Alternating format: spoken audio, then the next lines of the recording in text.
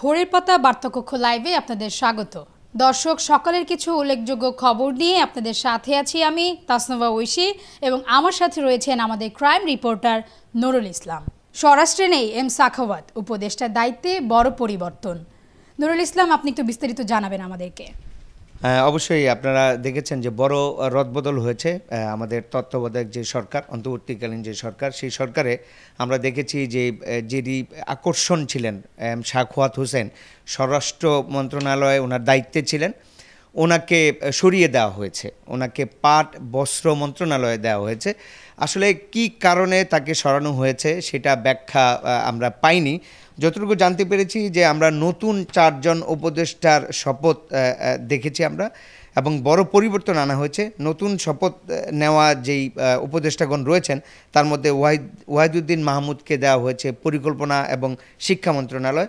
পুরনো উপদেষ্টার মধ্যেও আমরা যেটা আপনি বলছিলেন যে যেখানে বড় পরিবর্তন আনা হয়েছে, স্বরাষ্ট্র মন্ত্রণালয়ে যিনি ছিলেন এম সাখাওয়াত হোসেন, তাকে কিন্তু সরিয়ে দেওয়া হয়েছে এবং তার জায়গায় যাকে নিয়ে আসা হয়েছে লেফটেন্যান্ট জেনারেল অবসরপ্রাপ্ত জাহাঙ্গীর আলম চৌধুরীকে স্বরাষ্ট্র মন্ত্রণালয়, এবং বাড়তি যোগ করা হয়েছে তিনি সামলাবেন কৃষি মন্ত্রণালয়, তিনি দেখবেন। তো এটি আসলে দর্শকদের মধ্যে এবং আসলে গুঞ্জন চলছে যে এই পরিবর্তনটি কেন হঠাৎ করে করা হয়েছে। সেটি হয়তো আপনারা জানেন যে কিছুদিন আগে এম সাখাওয়াত হোসেন কিন্তু একটি বক্তব্যে কিন্তু বিতর্ক হচ্ছিল, সেটি ঘিরে কিন্তু আমরা হয়তো চাঞ্চল্য সৃষ্টি হয়েছে, হয়তো এই কারণেই এম সাখাওয়াতকে সরিয়ে দেওয়া হয়েছে। ধন্যবাদ। আমাদের পরবর্তী শিরোনাম, আহতদের সুচিকিৎসা নিশ্চিত করতে না পারা অন্তর্বর্তী সরকারের প্রথম ব্যর্থতা। সমন্বয়ক হাসনাত আবদুল্লাহ কথা বলেছেন, বিস্তারিত জানান। হ্যাঁ ঐশী, আপনি যেটা বলছিলেন যে হ্যাঁ, সমন্বয়ক হাসনাত আবদুল্লাহ কিন্তু এটি গণমাধ্যমে জানিয়েছেন যে আসলে তাদের যে আহতদের চিকিৎসার জন্যে যতটুকু উদ্যোগ নেওয়ার দরকার ছিল সেটি কিন্তু সরকার নিতে পারছে না। এইটি প্রথম ব্যর্থতা বলে ঘোষণা করেছেন, আমরা হাসনাত আবদুল্লাহর কাছ থেকে জানতে পেরেছি। তিনি বলেছেন এবং তিনি কিন্তু এই ঘোষণাও করেছেন যে 24 ঘন্টার মধ্যে অন্তর্বর্তীকালীন সরকারের কাছে জানিয়েছেন যে এই উদ্যোগ নিতে হবে এবং যারা আহত হয়েছেন তাদেরকে আসলে সুচিকিৎসার ব্যবস্থা করতে হবে এবং সেটা আন্তর্জাতিক মানের করতে হবে। এটা তিনি চাইতেই পারেন, কারণ বৈষম্য বিরোধী ছাত্র আন্দোলনের মাধ্যমে কিন্তু গণঅভ্যুত্থান হয়েছে। সেটিকে ঘিরে অবশ্যই তাদের চাওয়াটা যৌক্তিক বলে আমার কাছে মনে হয়েছে। হাসনাত আবদুল্লাহ এবং সমন্বয়ক আরও যারা রয়েছেন তাদের মুখ থেকেও কিন্তু এই কথা এসছে। এটা আসলে সময়ের দাবি বলে মনে হয়। ঐশী, দর্শক, আমাদের পরবর্তী শিরোনাম, রাজনৈতিক দল খোলার কথা বলা হয়নি, বলেছেন মাহফুজ আলম। ঐশী, আপনি জানেন যে উনি হচ্ছেন সমন্বয়ক, বৈষম্য বিরোধী ছাত্র আন্দোলনের একজন সমন্বয়ক।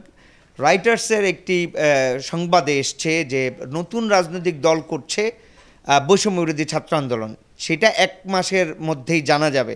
এমন একটি সংবাদকে ঘিরে গুঞ্জন এবং আসলে এই নিয়ে তর্ক বিতর্ক চলছে।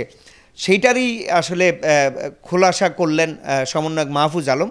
তিনি বললেন যে না, রাজনীতি দল খোলার বিষয়ে তেমন কোনো আলোচনা হয়নি, এটা আসলে আমার বক্তব্যকে ভুলভাবে প্রকাশ করা হচ্ছে, এমনটাই কিন্তু তিনি বলেছেন যে আসলে তার বক্তব্যটি উদ্দেশ্যমূলক অনুবাদ করেছে বাংলাদেশি মিডিয়া, যেটা আসলে তিনি সেটা প্রকাশ করেছেন এবং তার ফেসবুক পোস্টে কিন্তু এটা বলেছেন।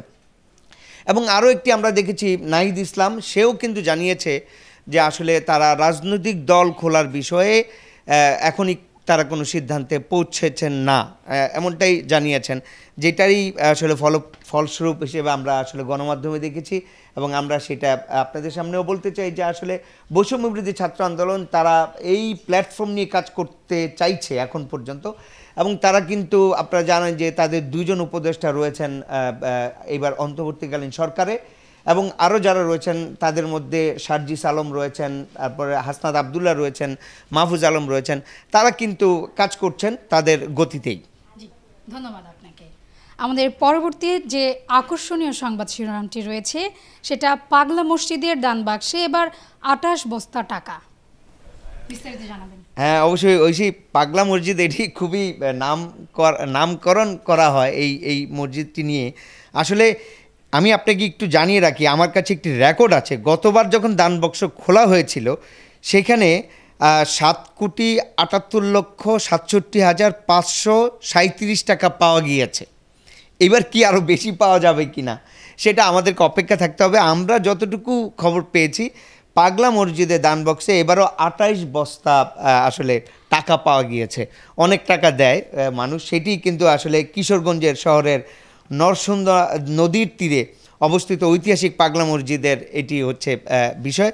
তো সেটি আমরা আসলে আপনি ঠিকই বলেছেন, পাগলা মসজিদে 28 বস্তা, এর পূর্বে আরও এসছে, সেটি নিয়ে কিন্তু আমরা দানবক্সে বিপুল পরিমাণের বৈদেশিক মুদ্রা ও স্বর্ণ অলংকারও কিন্তু পাওয়া যায় ঐশী।